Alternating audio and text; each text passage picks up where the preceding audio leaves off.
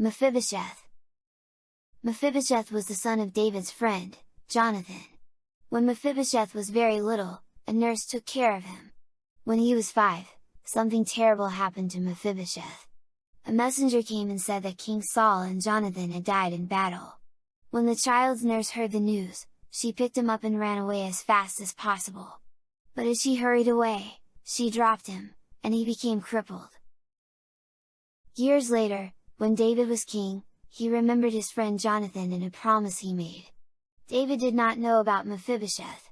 King David sent for King Saul's old servant and asked, "Does Jonathan have any children that are still alive?" The servant told him about Mephibosheth. David ordered the servant to bring Mephibosheth to him right away. At first, Mephibosheth was afraid to come to meet David. He knew his grandfather had tried to hurt David. Mephibosheth worried that David might try to hurt him. But when Mephibosheth came to David, he welcomed and told him how Jonathan, his father, was his good friend. David wanted to show him kindness.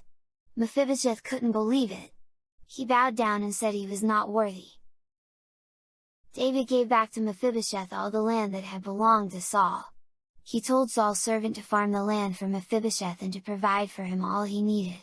King David said that Mephibosheth would always eat with him at the king's table. From that day on, Mephibosheth ate at David's table like one of the king's sons.